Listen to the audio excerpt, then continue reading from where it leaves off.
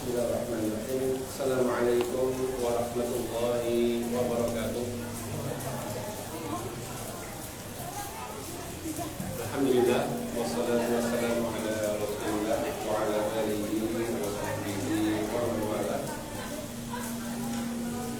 Wala haula wala quwwata illa billahi, amma ba'd. Rabbi shrah li sadri wa yassir li amri wahlul 'uqdatam min lisani yafqahu qawli. Teman-teman yang mahasiswa UPN Veteran Jakarta, Jamaah Masjid Sarbini yang dimurahkan Allah Subhanahu wa taala. Alhamdulillah, segala puji bagi Allah yang telah memudahkan kita pada sore hari ini untuk berkumpul di tempat yang mulia ini dalam rangka membahas tema yang boleh dibilang aktual, boleh dibilang tema yang happening, yaitu berkaitan dengan bulan Ramadan. Ya, bagaimana kita memanfaatkan bulan Ramadan besok ini dengan sebaik-baiknya.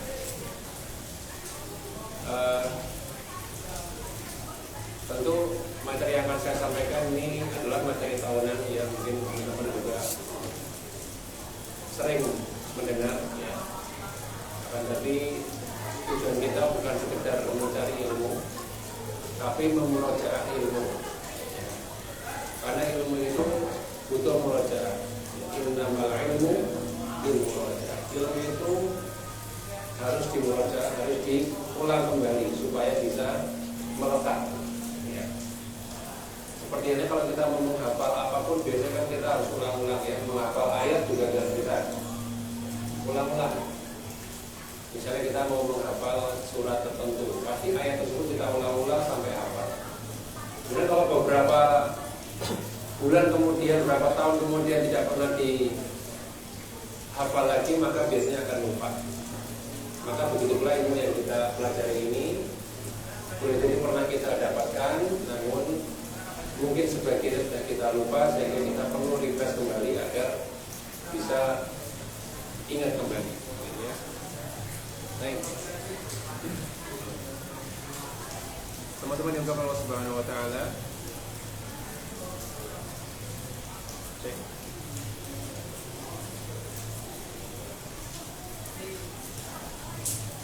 Baik, sambil nunggu mic-nya dihidupkan, ya.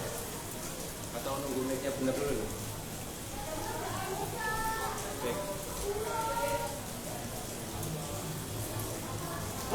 Cek. Baik. Teman-teman yang dimuliakan Allah Subhanahu wa taala, panitia memberi judul apa ya judulnya, ya? Ramadan ini apa ya? Ini saya lupa, ya. Saya cek dulu, ya.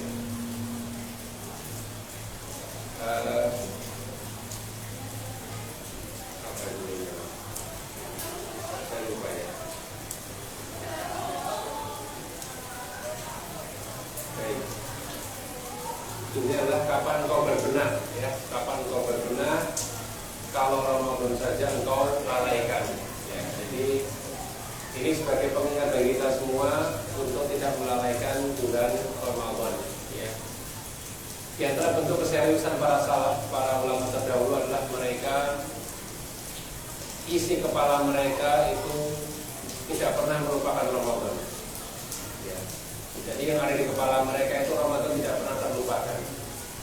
Di antara bukti tersebut adalah diriwayatkan dari sebagian salaf, sebagian ulama pendahulu kita, bahwasanya mereka punya kebiasaan 6 bulan sebelum Ramadan mereka berdoa supaya dipertemukan dengan bulan Ramadan. Dan 6 bulan setelahnya mereka berdoa supaya diterima amal ibadahnya ketika Ramadan. Kalau di total berapa bulan? 12 bulan. Jadi 12 bulan, ya. Kepala mereka tidak pernah kosong dari Ramadan. Entah itu berdoa memohon dipertemukan dengan Ramadan, entah itu berdoa supaya amal di bulan Ramadan kemarin diterima oleh Allah Subhanahu wa taala. Beda dengan kita yang ingat Ramadan ketika sudah ada iklan sirup, ketika sudah ada iklan sarung, baru kok ternyata ada dekat Ramadan. Ada tanda yang harus kita baca supaya tahu, supaya ini kalau Ramadan mau tiba. Kalau mereka enggak, mereka selalu ingat dengan Ramadan. Mereka menanti-nanti datangnya Ramadan. Ya. Karena kesempatan menjumpai Ramadan adalah kesempatan yang luar biasa berharga, sangat-sangat berharga. Di antara kisah atau riwayat yang menunjukkan hal ini adalah ketika ada dua orang yang mereka masuk Islam bersama. Ada dua orang di kalangan sahabat radhiyallahu anhu. Mereka masuk Islam bersama-sama. Dua orang sahabat ini kemudian yang satu berjihad fisabilillah, kemudian meninggal. Tapi meninggalnya mati syahid. Yang satu masih hidup setahun setelah yang satunya. Ya, meninggal dengan cara biasa, bukan meninggal fisabilillah, bukan mati syahid. Maka salah seorang sahabat yaitu Thalhah bin Ubaidillah, beliau bermimpi bertemu dengan dua sahabat ini di pintu surga. Malaikat penjaga surga dalam mimpi tersebut memanggil sahabat yang terakhir meninggal, yang bukan mati syahid, yang pertama kali dipanggil. Silakan masuk surga dulu. Kemudian barulah laki-laki yang mati syahid ini yang matinya lebih dulu. Sudah lebih dulu dan juga mati syahid. Ternyata dipanggil nomor dua. Kemudian ketika Thalhah bin Ubaidillah, yang kita tahu Thalhah ini siapa? Sahabat di antara 10 sahabat yang dijamin masuk surga, atau al-'asharah al-mubasysyaruna bil jannah. Siapa 10 sahabat tersebut? Ada yang masih ingat? Kayak 4 khulafaur rasyidin, ya, Abu Bakar, Umar, Utsman, Ali, Zubair bin Awam, Sa'ad bin Abi Waqqas, Thalhah bin Ubaidillah, ya, ini ya, Sa'id bin Zaid, Abu Ubaidah Amir bin Al-Jarrah. Satu lagi siapa? Siapa? Abdurrahman bin Auf. Ya. Salah satunya adalah siapa? Thalhah bin Ubaidillah. Nah, ketika Thalhah mau masuk pintu surga, ternyata belum boleh. Kamu nanti. Ya, nanti kamu masuk surga juga, tapi nanti. Ya, akhirnya beliau terbang. Beliau menceritakan hal tersebut kepada Nabi SAW karena merasa aneh. Ini kok yang mati syahid kok malah masuknya belakangan, kok nggak duluan? Maka Nabi SAW mengatakan, "Alaisa qad makatha hadza ba'da usana." Bukankah yang satu ini telah lebih lama hidup selama 1 tahun? Wa adraka Ramadan, dan dia telah menjumpai Ramadan yang lebih daripada saudaranya. Orang dari yang mungkin 5 kali Ramadan, ini 6 kali Ramadan. Ada satu kelebihan Ramadan dibandingkan saudaranya yang begitu. Wasoma wasalla kada wa kada. Maka selama setahun tersebut dia sholat, dia puasa, dalam Ramadan dia puasa, ya. Min sadadatin fi as-sana. Dalam setahun itu dia telah sholat, puasa dan lain-lain. Fama bainahuma ab'ada mimma bainas sama'i wal ardh. Maka perbedaan di antara keduanya itu seperti langit dan bumi. Karena apa? Karena satu Ramadan yang didapati oleh orang yang belakangan wafat ini, mengalahkan keutamaan fisabilillah. Tentu dengan catatan bahwasanya orang ini tidak menyia-nyiakan Ramadan. Tentu bukan sekedar ketemu, toh enggak, ya ketemu kemudian dia memaksimalkan Ramadan tersebut. Ya kalau ketemu kemudian dia sholatnya enggak nambah, kemudian tidak mengikuti Ramadan, belum tentu dia mendapatkan kedudukan semacam itu. Ini menunjukkan bahwasanya berjumpa dengan Ramadan itu sesuatu anugerah. Ya. Dan setiap kali Ramadan selalu kita mendapati ada orang-orang yang wafat sebelum Ramadan. Maka boleh jadi kita di antaranya. Tapi tentu kita berharap, ya kita punya harapan kepada Allah Subhanahu wa taala, kita menjumpai Ramadan sebanyak-banyaknya, termasuk Ramadan tahun ini. Ya, kita berharap supaya kita mendapatkan keutamaan bulan Ramadan yang luar biasa ini. Semoga Allah panjangkan umur kita sampai Ramadan pekan depan. Amin ya rabbal alamin. Baik. Jadi makanya rekan-rekan Allah Subhanahu wa taala, itulah kenapa kita perlu memaksimalkan amalan di bulan Ramadan. Ya, supaya kita mendapatkan ghanimah yang sangat besar dan tidak akan menyesal ketika setelah melewati Ramadan. Sudah banyak orang yang kemudian dia menganggap maksimal ketika Ramadan, kemudian dia menyesal dan nggak tahu qadarullah tahun depan nggak menemui Ramadan lagi. Ternyata Ramadan terakhir ini diisi dengan sesuatu yang kurang maksimal, dan sampai kita menyesal. Dan kenapa perlu kita maksimal? Karena Ramadan ini istimewa. Ada banyak sekali keutamaan Ramadan yang teman-teman mungkin sudah tahu. Apa kira-kira? Yang pertama, Ramadan merupakan apa? Bulan diturunkannya Al-Quran. Ya, syahrul Ramadan alladzi unzila fihi Al-Quran. Hudan linnas dan seterusnya. Bulan Ramadan adalah bulan diturunkannya Al-Quran. Karena Al-Quran sebagai hudan, sebagai petunjuk bagi manusia, wa bayyinatin minal huda, dan sebagai penjelas bagi petunjuk tersebut, wal furqan, dan sebagai pembeda. Ini yang pertama. Ya, sehingga ketika di bulan Ramadan kita bicarakan untuk memperbanyak membaca Al-Quran. Ya. Kemudian di antara keistimewaan yang berikutnya apa? Pintu surga terbuka ketika bulan Ramadan. Artinya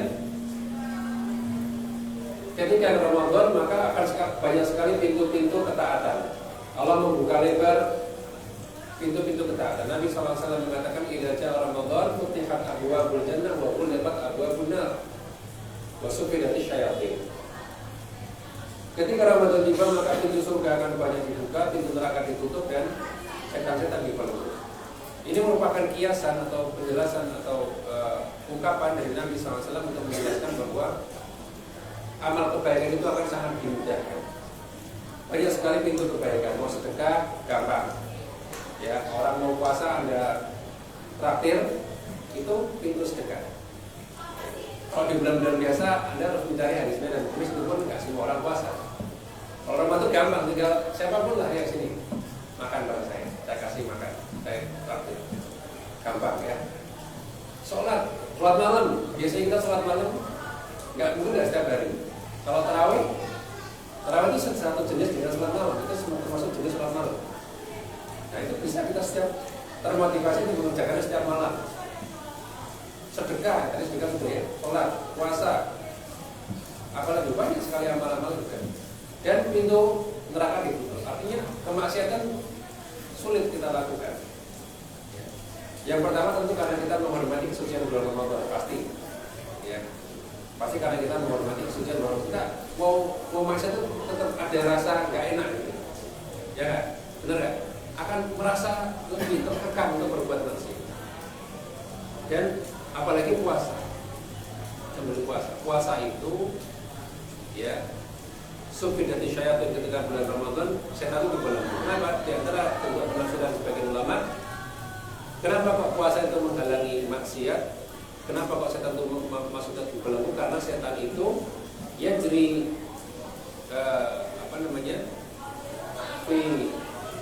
bani ada majrodah. Jadi setan itu mengalir di tubuh manusia seperti mengalirnya aliran darah. Ketika puasa maka sempit aliran darah itu, ya.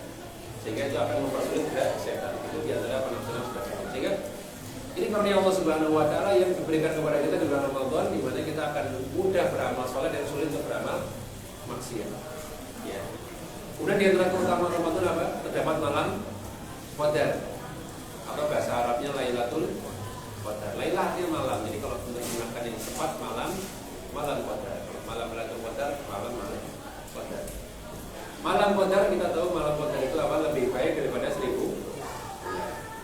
Allah Ta'ala mengatakan Lailatul Qadri khairun min alfi syahr. Perhatikan ada kata khairun. Khairun artinya apa? Lebih baik. Kalau ta'dilu itu artinya sama, setara. Kalau kalimat ta'dilu misalnya al-umrah fil Ramadan ta'dilul hajjah misalnya. Nah, itu setara. Ta'dilu setara. Kalau khairun lebih baik. Jadi kalau ada yang mengumpamakan, oh kita kalau di Lailatul Qadar itu seperti beribadah 83 tahun 1000 bulan. Ya, bukan seperti. Kita seperti beribadah lebih dari 83 tahun. Lebihnya berapa? Wallahu ta'ala. Karena Allah menyebutkan khairun itu kita nggak tahu seberapa, apakah 2000, 3000. Yang jelas itu lebih baik daripada ibadah 1000 pun masih lebih baik sekali ibadah di malam.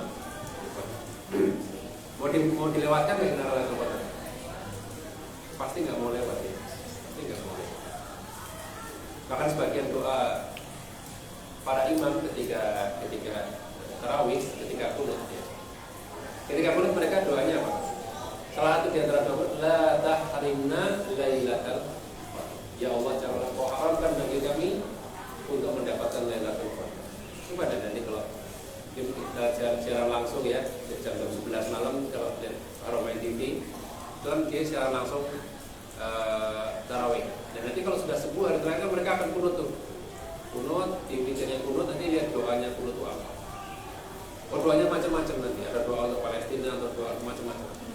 Salah satu di antara doa yang biasa sering saya dengar adalah, yang sering kita dengar adalah la tahrimna Lailatul Qadar. Karena Lailatul Qadar itu jangan sampai kita diharamkan untuk menjumpainya.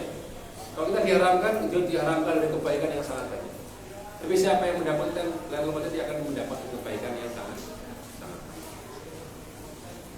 Tapi kemudian Ramadan juga merupakan bulan di mana banyak doa-doa dikabulkan. Ya, di antara doa tempat yang mustajab atau waktu yang mustajab adalah bulan Ramadan. Nabi sallallahu alaihi wasallam mengatakan, Inna lillahi fi kulli yawmin utaqa minan nari fi syahr Ramadan.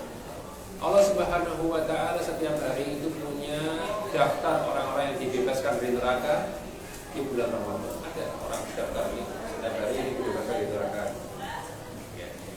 Wa inna likulli muslimin da'watan yad'u biha fayastajibu.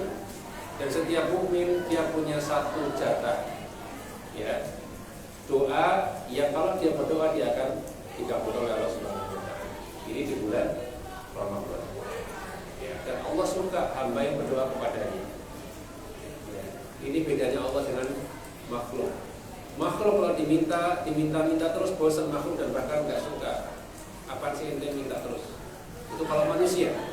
Allah Subhanahu wa taala semakin banyak diminta, semakin kita merasa miskin di hadapan Allah, semakin merasa hina di hadapan Allah, semakin menghinakan diri, maka Allah semakin cinta, Allah semakin suka. Maka jangan kemudian merasa terlalu banyak berdoa sama Allah. Enggak ada istilah terlalu banyak berdoa kepada Allah. Terlalu sedikit ada. Terlalu pelit berdoa ada. Terlalu banyak enggak ada bagi Allah Subhanahu wa taala. Ya. Baik. Jadi banyaklah berdoa baik di Ramadan maupun di luar Ramadan. Apalagi kalau sedang puasa, ya, itu akan memperkuat kemustajaban doa. Nabi sallallahu alaihi wasallam mengatakan, la turaddu da'watuhu. 3 golongan yang tidak akan ditolak doanya, as-shaimu hatta yuftir. Itu orang yang berpuasa sampai dia berbuka, ya. Nah, di antara faedah dari hadis ini juga sebagian ulama mereka menganjurkan doa itu betul-betul ketika sebelum berbuka. Karena hadis ini mengatakan as-shaimu hatta yuftir. Orang yang berpuasa sampai dia berbuka. Jadi kalau sudah berbuka secara zahir itu tidak masuk dalam hadis ini. Karena hadis as-shaimu hatta yuftir, yaitu orang yang berpuasa sampai dia berbuka adalah waktu mustajab. Dan puncak puasa seorang hamba itu kan menjelang berbuka. Habis itu dia sudah mengumpulkan amal puasa sempurna, ya, dan dia dalam kondisi yang paling lemah dalam dia sedang dalam kondisi yang terlemah, maka itulah di mana doa-doa itu akan semakin besar.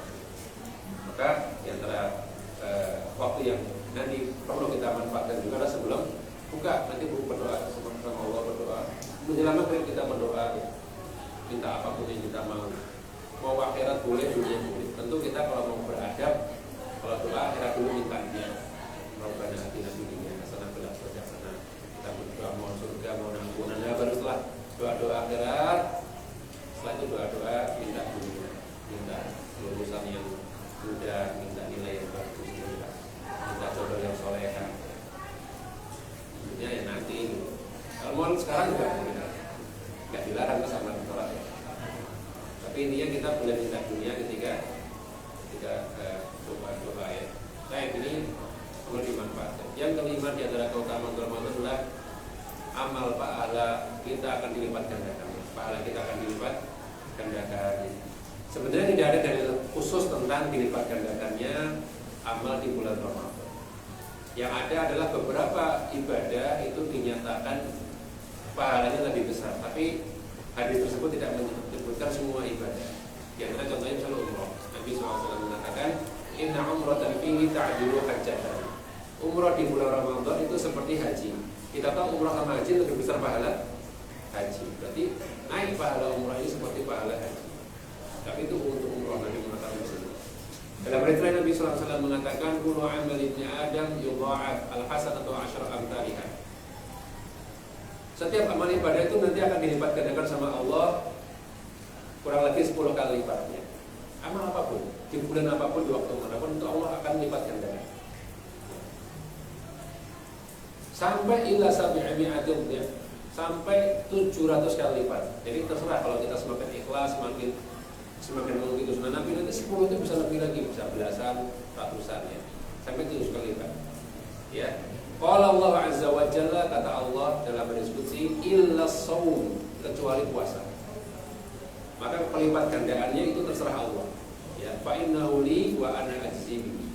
Karena kalau puasa itu khusus buatku. Amalan spesial untuk Allah, yang ditujukan untuk Allah, dan itu aku yang akan balasnya. Terserah aku, sama Allah mau dibalas 1000 kali lipat, 2000 kali lipat, terserah Allah. Ini pengecualian untuk puasa.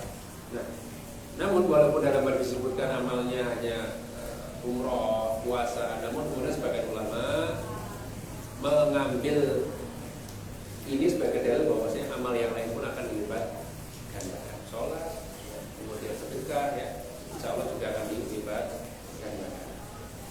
Baik. Kota Ramadan yang berikutnya yaitu bulan yang penuh ampunan.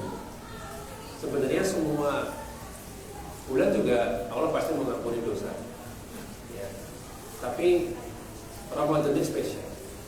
Ya, karena Allah berkali-kali menekankan tentang ampunan, ya, di bulan ini. Sehingga ini menjadi dorongan bahwasanya orang yang mendapati Ramadan maka hendaknya dia berbanyak memohon ampun kepada Allah Subhanahu wa taala. Ya, jangan sampai mereka ketika selesai Ramadan malah tidak diampuni karena tidak pernah minta ampun kepada Allah Subhanahu wa taala. Maka Nabi SAW mengatakan, "Bu'tan liman adraka Ramadan falam yughfar lahu." Rugilah orang yang menjumpai Ramadan namun tidak diampuni. Kenapa enggak diampuni saja?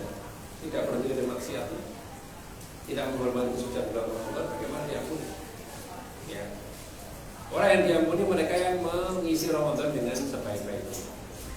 Nabi SAW mengatakan, "Man shoma Ramadan imanan wa ihtisaban ghufira lahu ma taqaddama min dhanbi." Siapa yang berpuasa di bulan Ramadan dengan penuh keimanan dan mengharapkan pahala, maka dia diampuni dosanya telah. Jadi ada syaratnya. Berpuasa dengan dua syarat apa itu? Imanan wa ihtisaban. Dengan penuh keimanan artinya mengimani pahala yang akan Allah berikan, waktu sabar mengharapkan kan pahala tersebut. Artinya bukan mengharapkan pujian orang, bukan mengharapkan pengakuan orang, bukan mengharapkan yang lain, tapi pahala dari Allah yang kita harapkan. Itu yang akan menjadikan ampunan itu akan diberi. Nah, karena ada nggak orang yang kemudian ketika puasa mengharapkan yang lain? Ada. Ketika sholat tarawih mengharapkan yang lain selain pahala Allah? Ada. Mengharapkan pengakuan, mengharapkan sanjungan, mengharapkan yang lainnya. Kalau sanjungan saya kira tidak. Tapi mengharapkan pengakuan bisa jadi. Orang kalau nggak datang dia merasa merasa ada yang kurang. Nanti masyarakat akan memandang dia jadi gimana gitu. Itu motivasi dia ketika tarawih. Kayak hari pertama ramai, wah rapena hari pertama nggak ngetok gitu. Tidak memperlihatkan diri dari pertama, kayaknya kok nanti saya dibilang malas. Sehingga apa yang terjadi? Wah ya semangat. Habis ketok saya itu sudah kelihatan. Habis itu nggak kelihatan lagi. Wah ini adalah niat yang bukan karena Allah. Ini harus diwaspadai seperti ini. Jangan sampai niat kita ada niatnya kayak nggak enakan. Semuanya itu udah mau dilihat mau nggak dilihat itu urusan Allah Subhanahu wa taala yang memberikan pahala. Kita niatnya cari pahala ya. Gitu. Baik. Maka saya ingin mengingatkan tentang kan sudah kita ingat tentang mulianya Ramadan. istimewanya Ramadan tentu kita harus siapkan dengan sebaik-baiknya. Ya, ada beberapa persiapan yang perlu kita siapkan ketika sebelum masuk bulan Ramadan, ya, supaya kita tidak menyesal sekali lagi, supaya kita tidak menyesal. Yang pertama adalah kita persiapkan hati kita, ya, persiapkan hati kita. Maksudnya hati ini apa? Persiapkan niat kita dalam memasuki bulan Ramadan, dalam amal-amal ibadah kita. Jangan sampai hati kita ternodai noda yang disebut dengan syirik, yaitu syirik niat. Ya. Tadi sudah saya sampaikan sebelumnya, ada peluang-peluang di mana ketika kita beramal itu akan tercampur dengan riya. Karena amal sunnah di bulan Ramadan itu banyak. Ada tarawih, ada sedekah, ada puasa itu sendiri boleh jadi. Itu selalu ada godaan untuk kemudian menampakkan di depan orang lain, mencari pengakuan dan semisalnya. Ya. Padahal Allah Ta'ala mengatakan wa ma umiru illa liya'budullaha mukhlishina lahu. Mereka itu tidak diperintahkan kecuali untuk beribadah kepada Allah dan memurnikan niat ibadah mereka hanya untuk Allah. Harus hanya untuk Allah Subhanahu wa Ta'ala. Dan kalau sampai kita meniatkan ibadah kita untuk orang, Allah tidak akan membalas. Karena itu bukan untuk Allah. Allah nggak mau diduakan dalam ibadah. Kata Allah Subhanahu wa Ta'ala dalam sebuah diskusi, Allah Ta'ala mengatakan, ana aghna syuraka yani syirki. Aku adalah zat yang paling tidak butuh kepada sekutu. Paling tidak butuh kepada sekutu. Kalau manusia mungkin butuh, ya, butuh aliansi, butuh.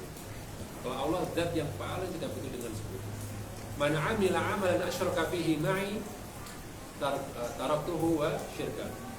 Siapa yang beramal satu amalan yang aku disekutukan di dalamnya, yang mana niat amal tersebut untukku dan untuk orang lain, maka aku akan tinggalkan dia dengan sekutunya. Enggak butuh. Allah enggak butuh, enggak terserah. Ya. Mau dia sama orang yang dia teriakkan itu silakan, kamu cari muka sama cari muka. Allah tidak akan membalas sedikit pun amalnya, bahkan Allah akan menyisanya karena niat yang tidak tulus. Karena ria itu bukan konsekuensinya bukan cuma tidak dapat pahala. Ada konsekuensi yang lebih mengerikan, yaitu apa? Adalah Allah Subhanahu wa Ta'ala. Dan di antara 3 golongan yang pertama kali akan dibakar di neraka adalah orang-orang bukan orang kafir, bukan orang ateis, bukan. Orang yang dalam ibadahnya dia berbuat riya. Ketika Allah didatangkan kepadanya, ditanya nikmat-nikmat yang telah diberikan kepadanya, dia mengatakan, ya Allah, aku beramal ini untuk Engkau ya Allah. Saya dapat ilmu agama, saya sampaikan semua itu untuk Engkau ya Allah. Saya ikut ikhlas. Kata Allah, kadang tak dusta kamu. Walakin akan tapi ya fa'altahu, kau melakukannya liyuqala, supaya engkau disebut alim, supaya engkau disebut orang alim, supaya engkau disebut ustaz ya juga. Enggak, kamu ternyata cuma pengen dapat julukan, ya. Dan engkau telah mendapatkan julukan tersebut, ya. Engkau sudah mendapatkan apa yang kau niatkan, sudah dapat. Nah, sekarang kata Allah, wahai malaikat, saya dia masukkan di neraka. Begitu pula orang yang tadi bermawar, ketika sedekah ngomongnya saya ikhlas untuk Engkau ya Allah, bisa pilihlah. Kata Allah, kadzabta dusta kamu. Ya. Walakin fa'altahu liyuqala, kau mengatakan supaya disebut apa? Jawad, supaya disebut dermawan. Dia ternyata ada tujuan lain supaya disebut dermawan, maka dia masuk neraka. Sama orang jihad juga, sama orang jihad juga sama, mengakunya juga fisabilillah untuk di jalanmu ya Allah, tapi ternyata dia mengatakan Allah katakan kadzab, tapi Allah yang lebih tahu, hati kita tuh Allah lebih tahu. Jangan berani-beraninya berdusta di depan Allah. Allah lebih tahu. Maka orang yang kerja ini juga sama, saya juga di jalanmu ya Allah gini. Ternyata Allah katakan kadzab, berdusta kan. Walakin ya fa'altahu liyuqal jari. Kau melakukan itu supaya kau disebut sebagai pemberani. Kalau seorang gagah berani maju di medan perang, mendapat julukan itu, telah mendapatkan julukan tersebut, maka Allah perintahkan untuk lewat itu. Artinya bahaya sekali kalau kita tidak menata niat kita sebaik-baiknya. Sudah, pokoknya kalau tips kita ya, tips dari saya dan juga saya buat saya sendiri ya. Udah kita fokusnya pahala. Pahala itu siapa yang ngasih? Allah. Kalau pahala kita nggak mungkin niat terus. Emang antum bisa ngasih pahala ke saya? Nggak bisa. Kita ngasih pahala ke saya? Nggak bisa. Pahala yang ngasih siapa? Oh, udah itu aja dikejar. Ya, pahala aja udah pahala dan tidak ada yang memberikan pahala kecuali Allah Subhanahu wa Ta'ala. Ya. Itu pertama niat, persiapan niat. Ya. Kemudian yang kedua mempersiapkan diri dari hal-hal yang mungkin bisa membatalkan pahala puasa kita. Ya, membatalkan pahala puasa kita. Dia sudah puasa, puasanya sah, tapi nggak dapat pahala. Bisa nggak terjadi seperti itu? Bisa. Dan amal yang lain juga sama. Ya, sudah sah. Sah itu artinya apa sih? Tidak perlu diulang, itu namanya sah. Kalau belum sah harus diulang, itu bedanya. Ya. Kalau sah terkait dengan ibadah tersebut perlu diulang atau enggak, itu namanya sah. Contoh sholat kalau rukun terpenuhi, ya syarat-syaratnya terpenuhi, wajib terpenuhi, sah. Gitu. Tapi ternyata sholatnya ria, nggak perlu sholat, nggak perlu, tidak batal sholatnya, tapi nggak ada pahalanya. Puasa pun sama. Puasa terdapat banyak hal yang bisa mengurangi pahala puasa sampai tidak ada pahalanya sama sekali. Dan di antara hal yang membatalkan pahala puasa adalah sebagaimana sabda Nabi SAW, "Man lam yada' qawla zur wa 'amala bihi, falaysa lillahi hajatun an yada'a ta'amahu wa syarabahu."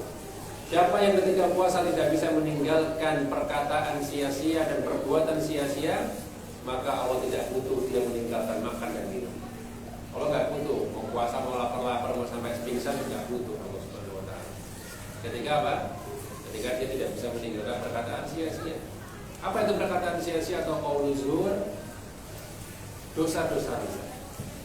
Dosa-dosa lisan. Jadi yang puasa bukan cuma lisan, itu bukan cuma dari makanan, ya, tapi juga dari perkataan yang sia-sia, dari dosa lisan. Apa dosa lisan? Banyak. Yang sering kita terjerumus paling sering mungkin adalah ghibah. Apa ghibah? Membicarakan saudaranya sesuatu yang tidak dia sukai ketika dia sahur. Ya, kata Nabi SAW, ya, ghibah adalah dzikruka akhaka bima yakrah. Kau menyebut tentang saudaramu yang dia nggak suka kalau disebut-sebut, kalau diceritakan. Jadi bukan cuma aib. Fakta apapun yang orang itu nggak suka diomongin, tentang istrinya kah, tentang keluarganya kah, tentang kondisi ekonominya kah, tentang, nggak ngomongin fisik dia, nggak ngomongin perilaku dia, tapi ngomongin hal tentang dia yang dia tidak suka kalau dibahas. Maka ini adalah bentuk ghibah. Jadi luas, ghibah itu luas. Ya. Saya ngomongin saudaranya Mas Imam, nggak suka diomongin, ghibah itu ya.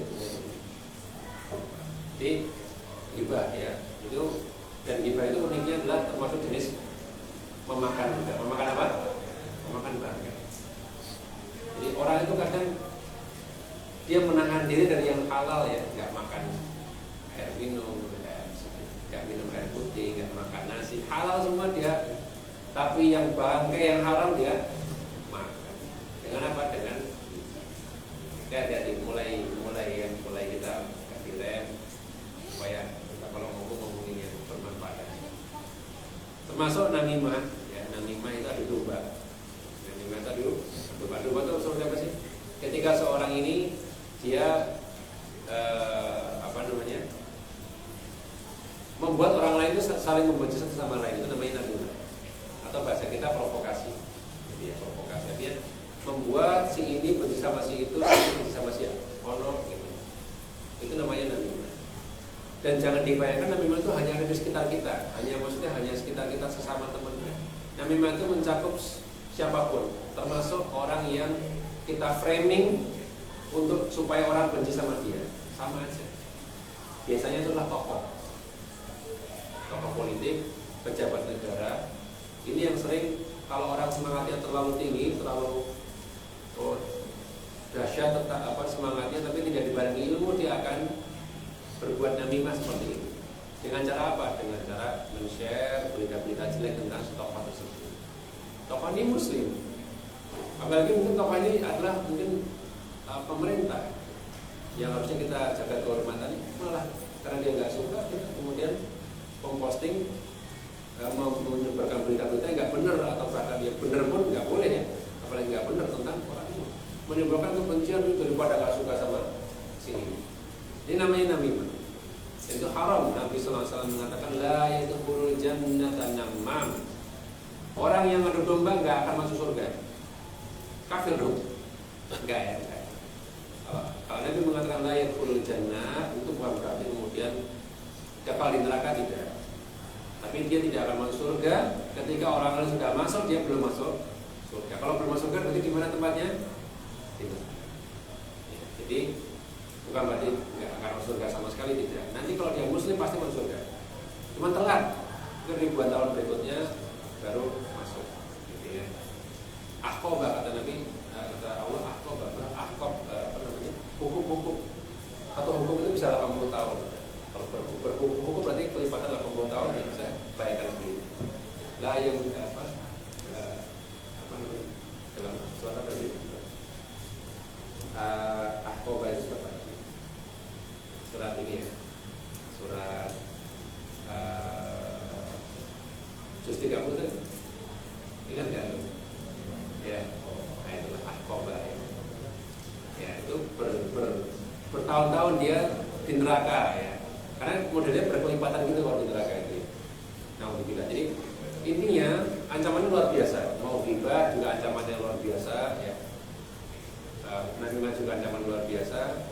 Dan dosa-dosa lisan lain, misalnya dusta. Dusta ini kan juga sering ya. Kadang kita ini nggak sadar kita sering dusta. Contohnya apa? Ketika bercanda. Ketika bercanda kan kita enteng ya. Enteng nggak? Enteng. Bercanda. Nanti kalau kita ditegur, kok kamu bercandanya dusta, kan bercanda aja. Padahal Nabi SAW mengatakan, ya, wailun liman yuhadithu fayakdzibu liyudhika bihin nas wailun lahu. Celakalah orang yang ngomong kemudian berdusta, tujuannya apa? Hanya untuk membuat orang tertawa. Wailun lahu. Neraka bagi dia, celaka. Tapi mengucapkan wail sampai 3 kali untuk orang yang guyon, bohong supaya orang lain ketawa. Seperti yang dilakukan teman-teman di stand up comedy. Banyak dustanya itu. Kemarin saya gini. Kapan? Sok-sokan aja bilang kemarin saya gitu. Itu kan ngarang itu. Gak boleh. Sosok seolah-olah dia melakukan sesuatu padahal gak dia lakukan. Bohong gak ini? Bohong. Ya alladzina amanu lima taquluna ma la taf'alun, kata Allah. Bahwa orang yang beriman, kenapa kamu mengatakan sesuatu yang tidak kamu kerjakan? Sorry ya. Kemarin gua cerita-cerita kan lucunya seru-seruan gitu ya. Kemarin gua kenapa Pak ini? Tapi itu hanya untuk orang tertawa, dia nggak seperti itu, dia bohong gitu. Nggak boleh seperti itu. Termasuk apapun lah. Meme, tahu meme ya? Meme atau bacanya meme. Yang bacanya meme, antum nggak tahu bacanya meme lagi. Meme itu bacanya meme. Atau meme yang istilahnya membawa foto orang-orang yang nyata. Foto Pak siapa, Pak Jokowi kah, atau Pak siapa. Juga komik itu. Kemudian dikasih call out.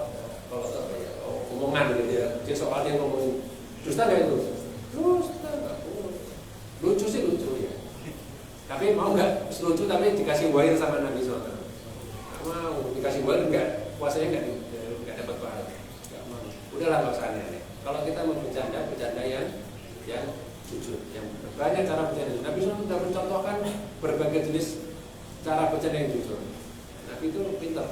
Orang cerdas itu ada orang yang kalau bercanda dia bisa jujur.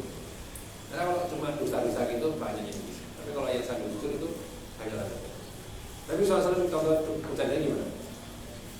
Ada yang mau minta bonceng Nabi SAW, minta dibonceng ini untain Nabi ya. Unta kan muat untuk 2 orang, bahkan mungkin 3 orang bisa ya. Tapi Nabi mengatakan saya tidak akan membonceng kamu kecuali di atas anak unta.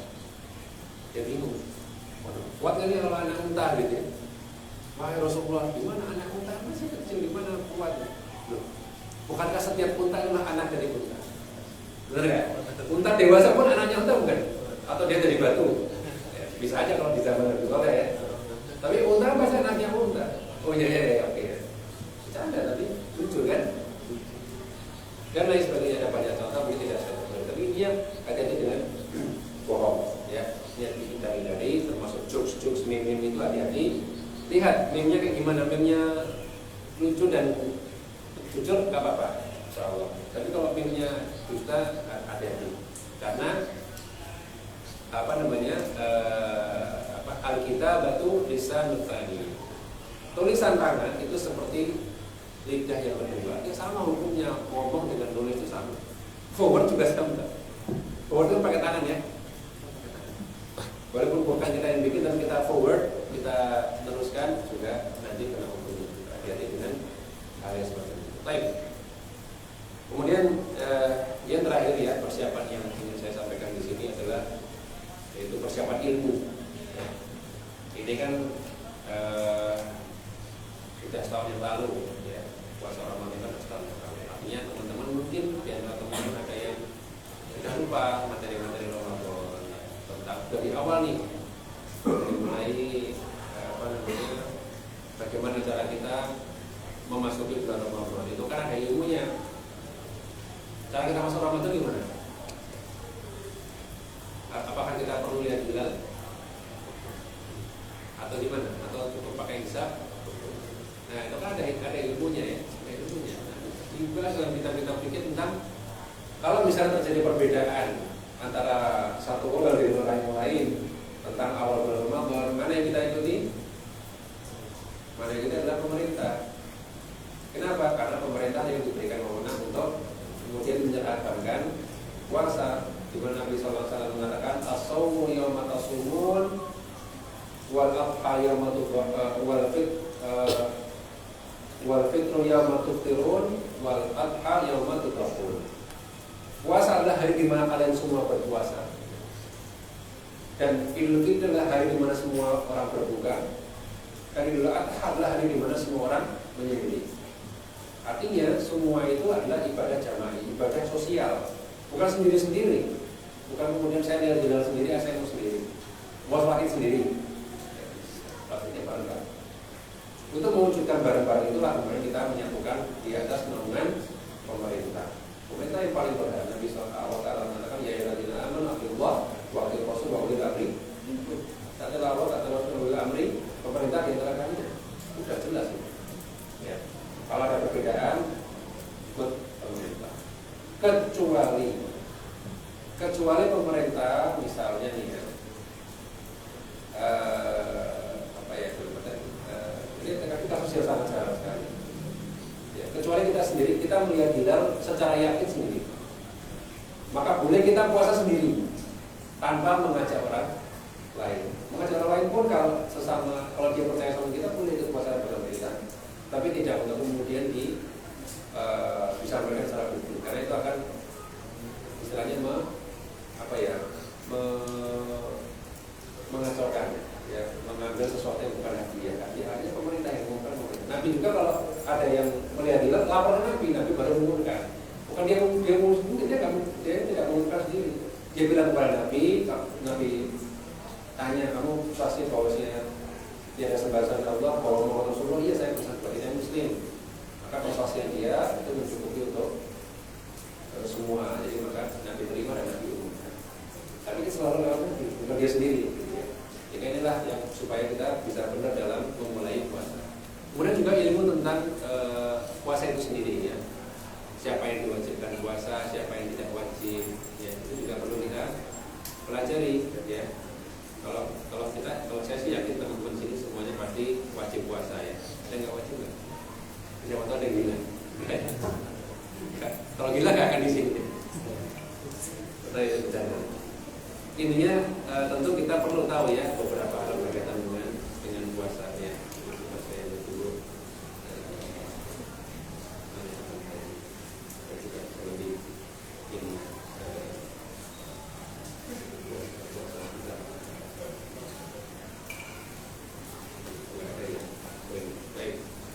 Contohnya ya, misalnya tentang tadi menonton Ramadan, kemudian syarat wajib ya, Siapanya wajib Islam, berakal, dan balik. Sehingga ini menjadikan orang yang tidak berakal tidak wajib, orang yang anak kecil yang belum balik juga tidak wajib. Tidak wajib itu bukan berarti nggak boleh puasa. Cuma tidak diwajibkan untuk dia mau puasa boleh, kan juga tidak mendapatkan dosa. Itu maksudnya syarat wajib. Ya. Anak kecil tentu kita latih untuk puasa, ya. Dan berpahala bagi dia berpahala. Kemudian syarat wajib menunaikan puasa, ya. Yaitu pertama sehat, ya tidak sakit. Tentunya kalau sakit tidak wajib. Ya. Kemudian mukim dan berarti tidak safar. Kalau dalam kondisi safar tidak wajib berpuasa, tapi boleh berpuasa, boleh milih antara puasa atau tidak. Tapi kalau nggak puasa tidak berdosa. Kapan disebut safar? Ketika seorang keluar dari kotanya, perjalanan keluar kota lebih dari 81 km kurang lebih, itu sudah disebut safar. Gampangnya kalau dari Jogja ini kita nggak pernah nih ke Pati misalnya, ke Demak gitu. Nggak ada orang sehari-hari bolak balik PP misalnya Jogja Demak, Jogja Pati gitu. Atau bahkan Semarang aja lah. Nggak ada, ya, jarang sekali orang yang PP. Nah itu berarti bukan kebiasaan sehari-hari, maka itu keluar kota maka disebut dengan safar. Itu gampangnya begitu. Ya. Kemudian juga syarat wajibnya itu suci, tidak haid. Ya.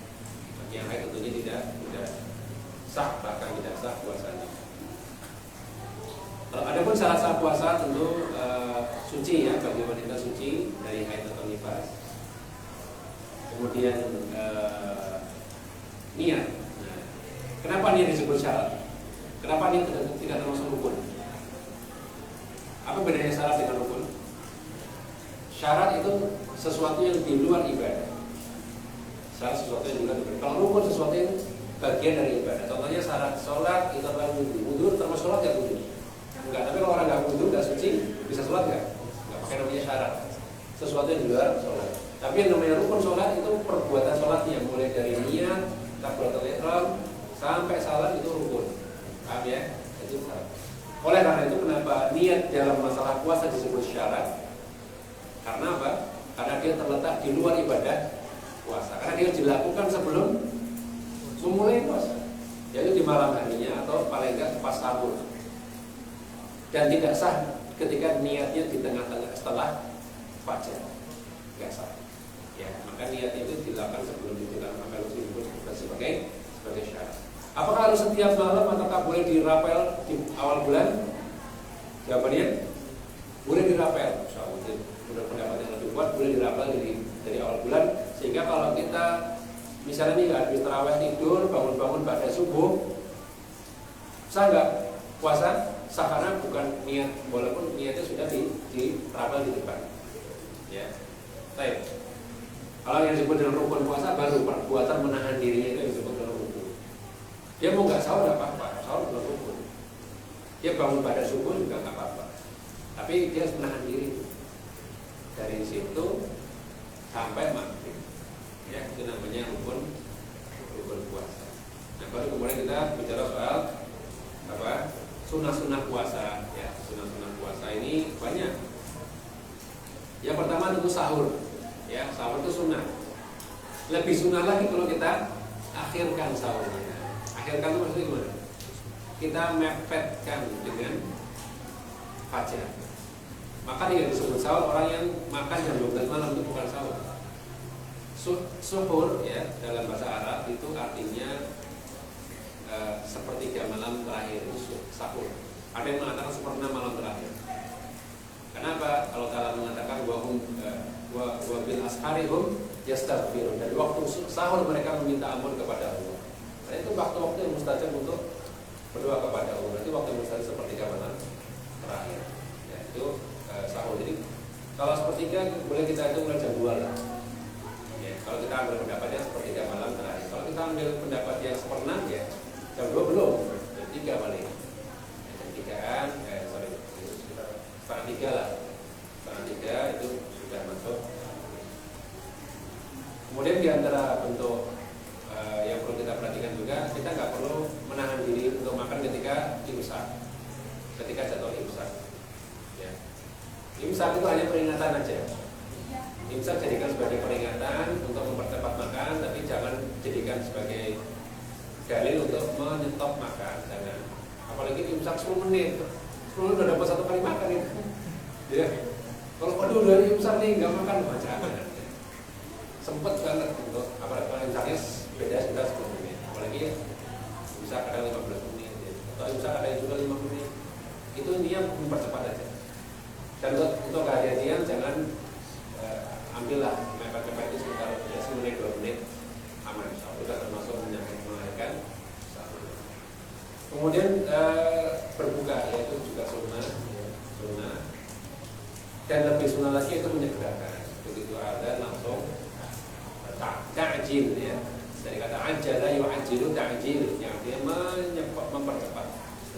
Mempercepat juga sunnah, dan apa yang lebih sunnah dalam apa yang sunnah dalam buka apa? Kurma basah atau utuh.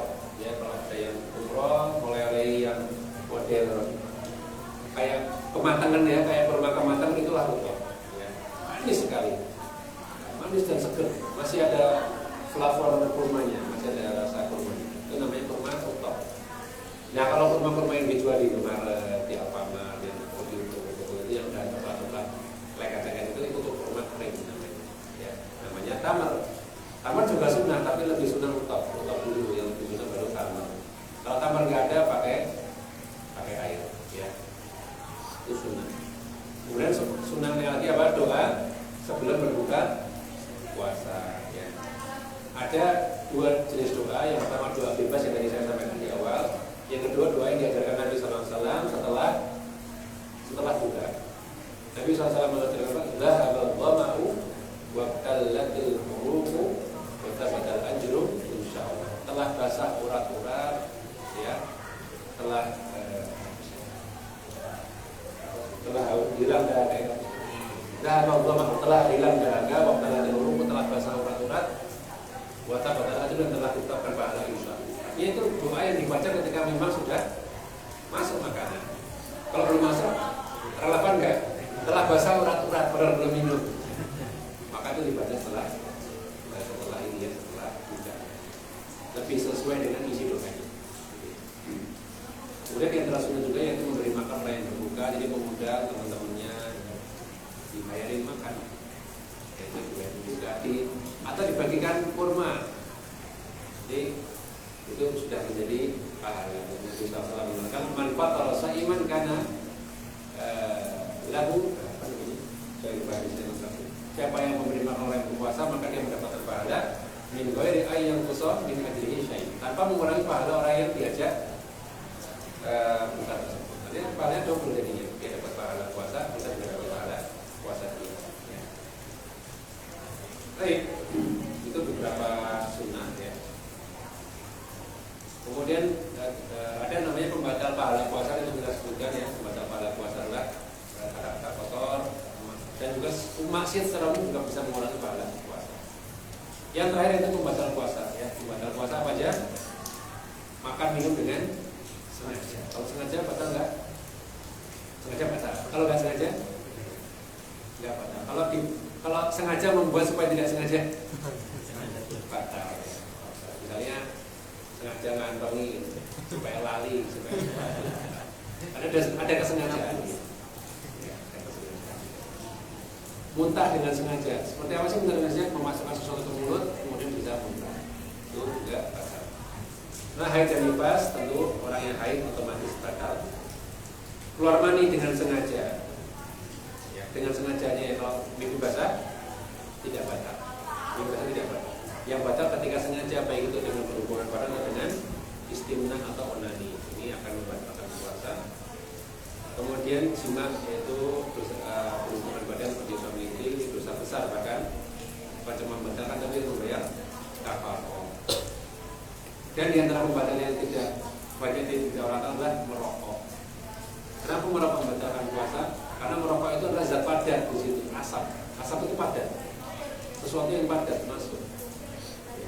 Dan dia masuk ke rongga. Rongga itu jauh, itu adalah semua istilah untuk apa yang di rongga tubuh. Jadi nggak harus masuk lambung, mas.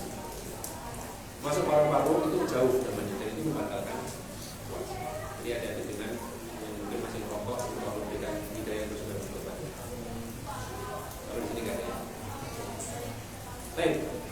saja yang bisa saya sampaikan. Tentu sebenarnya ini masih ada beberapa pembahasan, tapi kira kalau saya ini kan saya sambil bahas itu aja ya.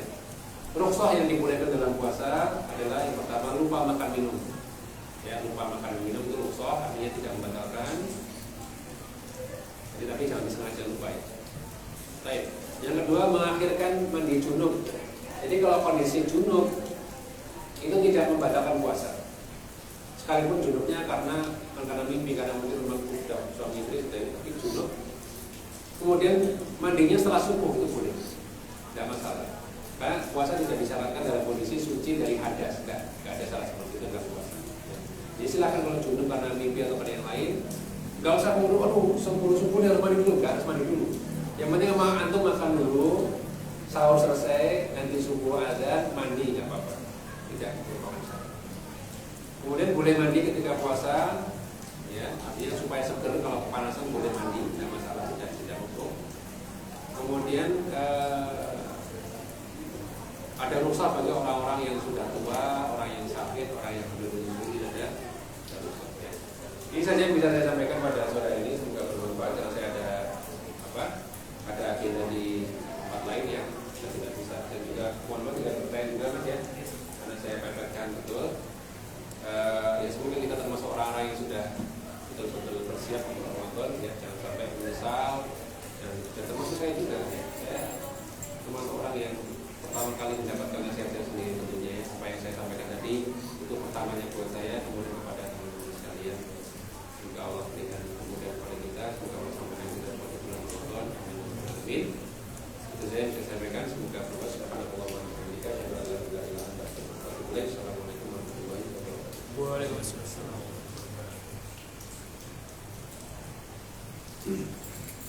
Amin ya, langsung deh. Ya ada. Di mana? Masya Allah. Ya,